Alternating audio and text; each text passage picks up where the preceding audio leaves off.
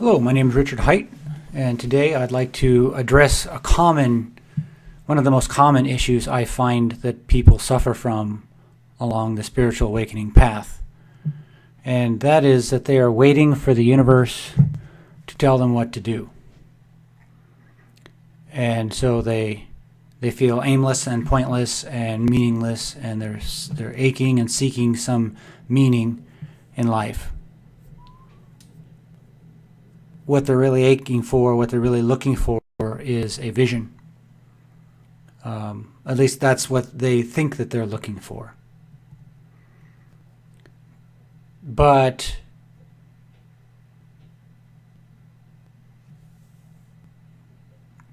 that's not maybe actually what they're looking for. The entire universe is, speaking functionally, the entire universe crushes out that which is aimless. Your nervous system knows that. Everyone's nervous system knows that. That is the way nature works. Everything in nature is flowing towards something. It takes initiative or it dies. Even trees, even plants. This is true of the human being as well. When we're passive, when we're waiting, in the way that people typically are passive and waiting for visions, the nervous system becomes anxious. It's a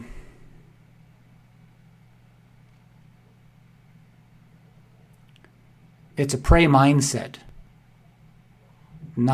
It's not assertive. And behind it, most importantly, behind it is the idea that the universe is separate from you and that the universe is going to tell you what to do. Forgetting the fact that this is the universe. I don't mean that this is the entirety of the universe. I mean that this is entirely in connection with all that is. And so the direction that comes can appear to be internally derived. In any case, take direction. Stop waiting. Stop being passive. It is not helpful. It causes suffering. Now, of course, people might say, wait a minute. You've had many visions. When you were 8 years old, you had a grand vision that told you what to do with your life. And yes, that's true. But that's not what will happen with everybody. And having that grand vision was torturous. It's not necessarily what you want. People think they want that, but with a vision like that, a directive vision like that, comes a tremendous responsibility. For those listeners who don't know, so I've written a number of books and discuss the vision which I will tell you about now. But when I was 8 years old, I had a vision of Jesus Christ lying on my bed in my bedroom, and I would wake up to his body lying there. And I didn't feel any fear. And when I would wake up in the dream, it was more real than reality. There was an extra dimensionality to it, for lack of a better term. Fully colored, full sound, full everything. It appeared normal otherwise, but there was an extra dimensionality to it. And a deep feeling of deep meaning. And so I got out of bed and approached the body of, I don't know how I perceived it or knew it to be Jesus. That's how it was perceived.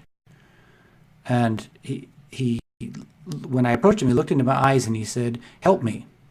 He pleaded, "Help me." And when I looked into his eyes, I could see a kind of a deep love, awareness, connection, a deep understanding, a wellspring of compassion.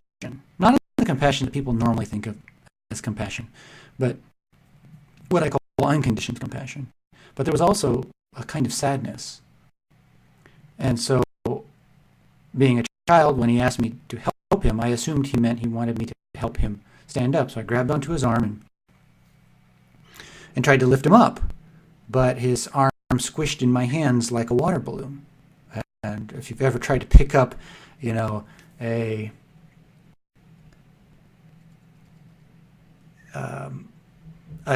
an unconscious human being, they're very, very heavy. You remove the bone structure, there's nothing really to hold on to. It's even that much more difficult to move.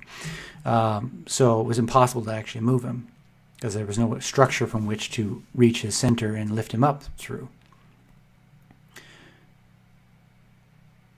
So in that moment, I released him and looked back into his eyes, and he pleaded again, "Help me." And then I would wake up out of this dream.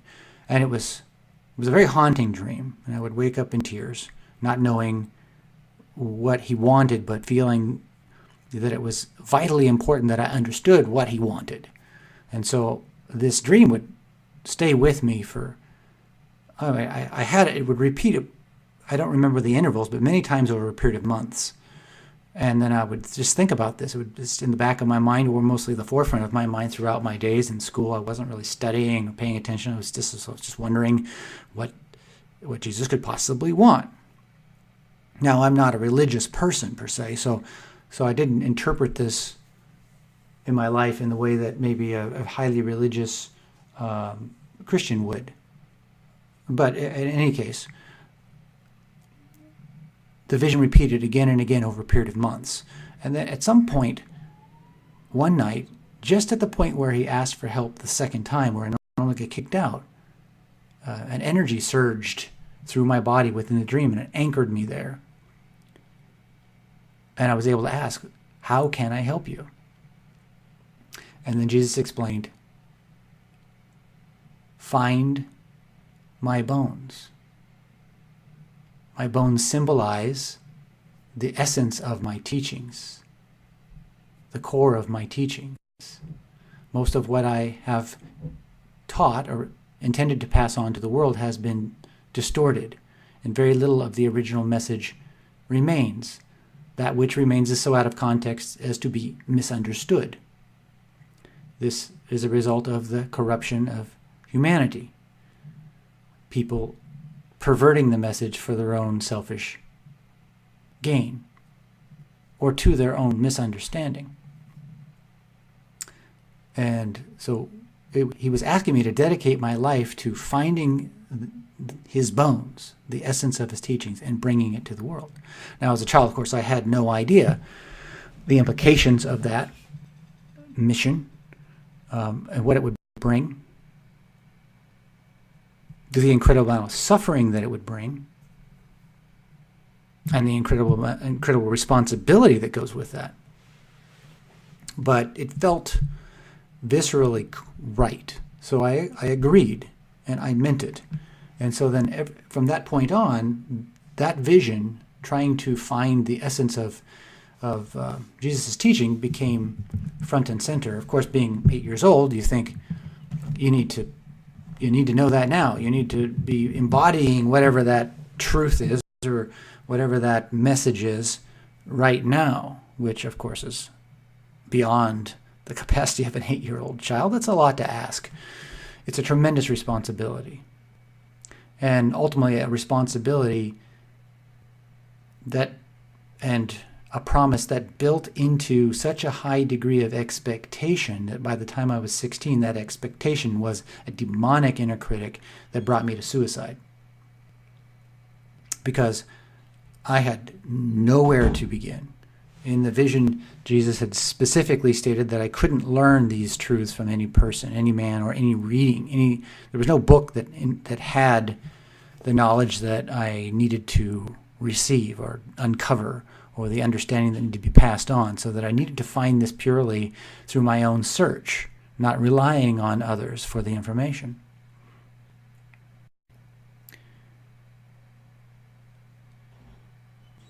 And that was hell because it created a feeling of being very alone and a burden on my shoulders. And in that vision, there was talk of of a great change coming and destruction of the planet, and these teachings would help people to alleviate their suffering.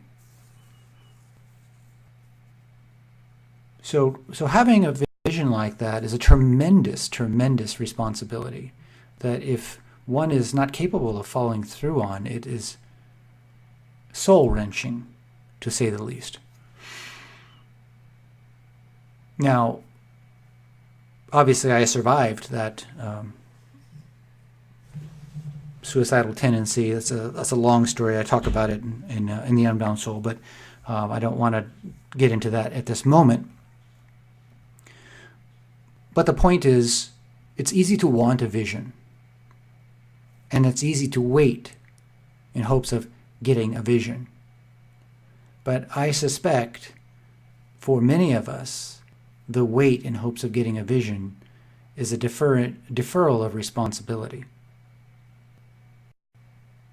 The vision doesn't have to come from outside. Visions are not required for spiritual awakening. And really the best thing a vision can do is keep you on the path of spiritual awakening, or remind you of the path of spiritual awakening. But spiritual awakening, what you do in your daily life, is the essential point. If you never had a vision, but you were doing the things that needed to be done in your daily life, you would be living spiritual awakening. You wouldn't need the visions, and that would be a blessing because, again, the visions, as amazing as they are, they come at a big price. Don't be so eager to have one. More importantly than that, start taking care of the things you know that you need to take care of. Don't wait for the path to reveal itself. Now, what I'm saying right now will be somewhat contradicted by later teachings. That can't be helped because because I'm limited by words and limited by your previous understandings of the listener. Some of these things will sound contradictory, and I will try to address that as best as possible as we go.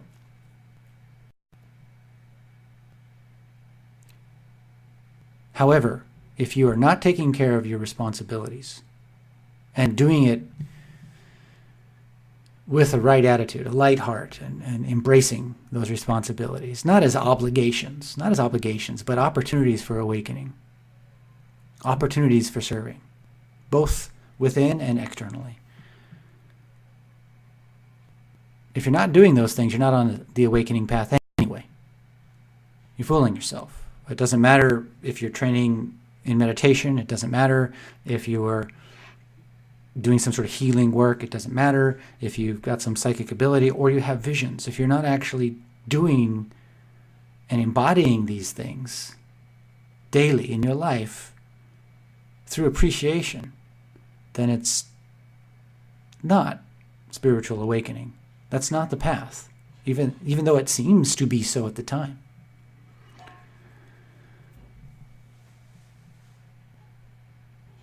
So, just look at your life right now. Look wherever you are, whatever you're doing, there's something that you could do to make your experience and others' experiences a little bit better, to reduce a little bit of the unnecessary burden, to lessen your suffering and the suffering of others. It doesn't have to be big things. In fact, in my own process, I've found that doing a lot of small things is much more powerful.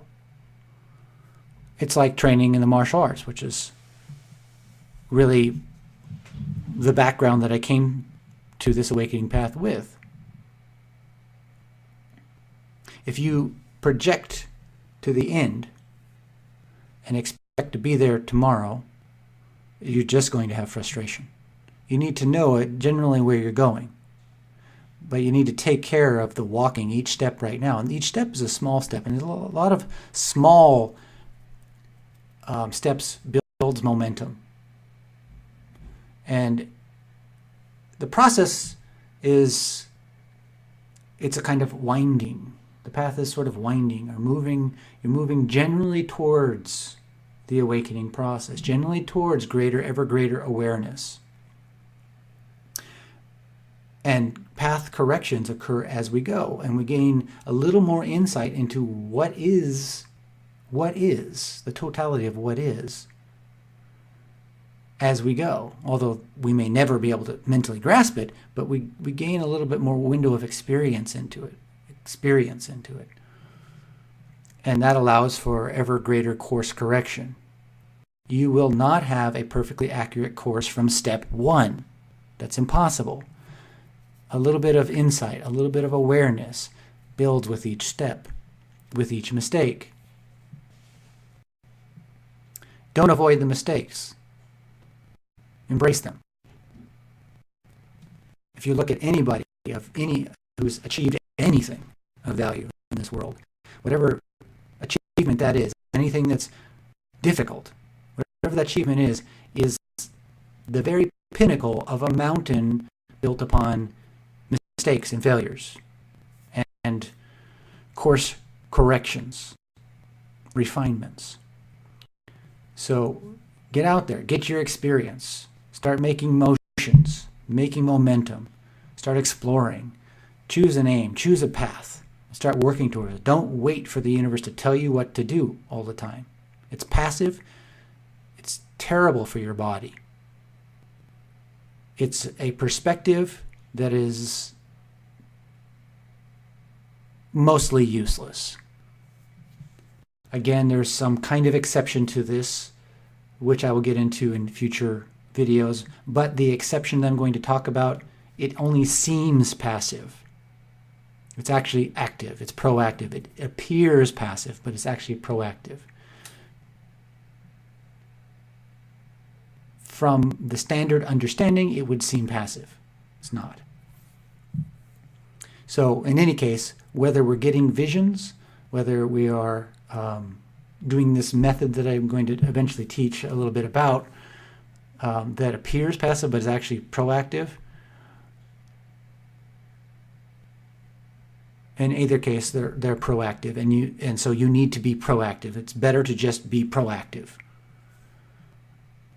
Your body will feel better. Your mind will feel better. You will feel a little bit more in charge, a little bit more in the flow, a little bit more involved, embracing life more deeply. And that's essential. Stop waiting. Stop being passive. So I'm going to wind down the video now, but go ahead and click subscribe on below this video. And if you ever have any questions, please contact me. My email address is contact@richardhaight.net, H-A-I-G-H-T. And if you would like to take part in the public mentoring program that I have, which is we will discuss and make the video available online. We will discuss whatever issues you may have that are blocking you in the spiritual awakening process. Contact me at the same email address and let me know your motivations. And just be aware, I don't do politics. I don't do spiritual trivia. Whatever questions or concerns you have, I hope that they are sincere, coming from a place of wanting to learn and wanting to further your path of awakening and to alleviate suffering. Thank you very much. Take care.